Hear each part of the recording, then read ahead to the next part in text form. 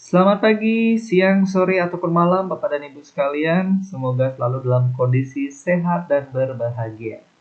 Ketemu lagi dengan saya Hadi dan video kali ini kita akan membahas tentang FRIA 03, yaitu pertanyaan untuk mendukung observasi atau yang sering kita sebut dengan nama PMO.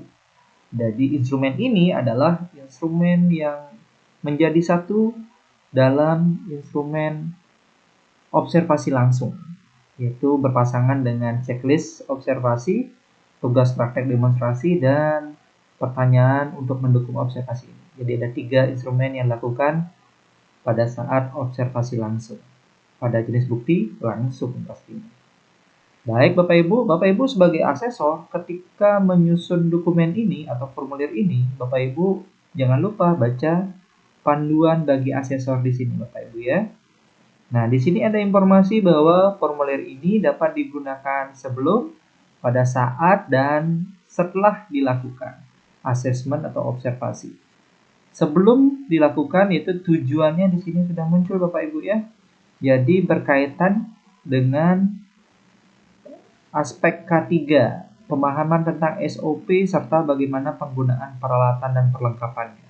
Jadi pertanyaan ini boleh diajukan sebelum ACC itu melakukan praktek.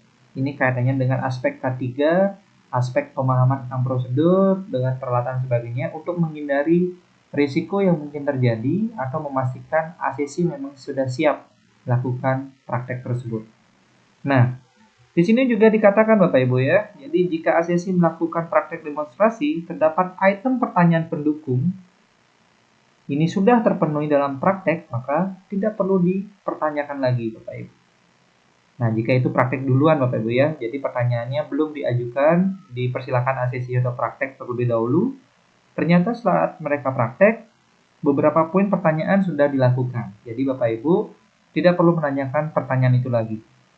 Kemudian, jika ada pada saat observasi ada hal-hal yang perlu dikonfirmasi, sedangkan instrumen daftar pertanyaan pendukung observasi tidak ada, maka Bapak Ibu sebagai asesor dapat memberikan pertanyaan dengan syarat pertanyaan tersebut harus berkaitan dengan tugas praktek demonstrasinya. Dan dipastikan Bapak Ibu sebagai asesor harus mencatat instrumen pertanyaan apa yang Bapak Ibu ajukan tadi gitu. Jadi setelah diajukan, tanggapan ACC itu ditulis di kolom tanggapan di formulir ini. Demikian Bapak Ibu. Kemudian pertanyaan ini mengacu kemana gitu Bapak Ibu ya. Seperti yang disampaikan di awal tadi, pertanyaan mendukung observasi ini keterkaitannya dengan skenario yang telah kita buat sebelumnya ya.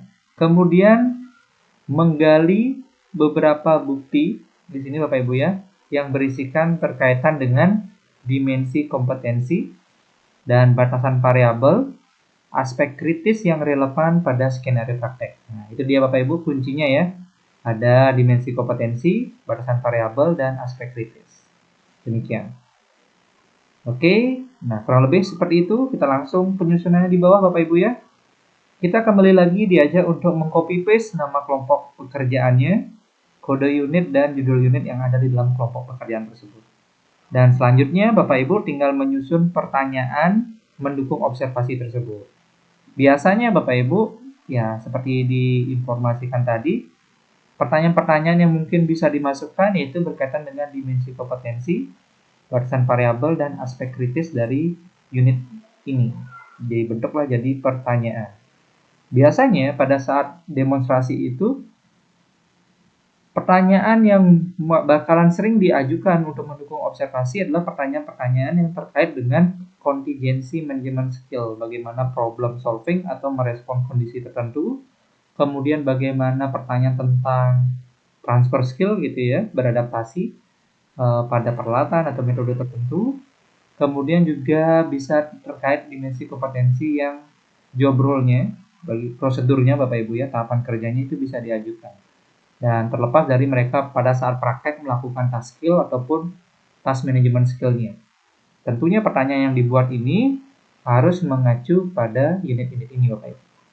Oke, itu saja. Pertanyaan tinggal disusun pada saat dipraktekkan. Tanggapan ACC ditulis di sini secara singkat oleh asesor. kemudian baru bisa ditentukan pencapaiannya ya atau tidak. Demikian, selamat mencoba menyusun pertanyaan-pertanyaan ini sesuai dengan petunjuk yang sudah disediakan di formulir juga. Semoga bermanfaat Bapak Ibu, selamat mencoba, salam kompeten.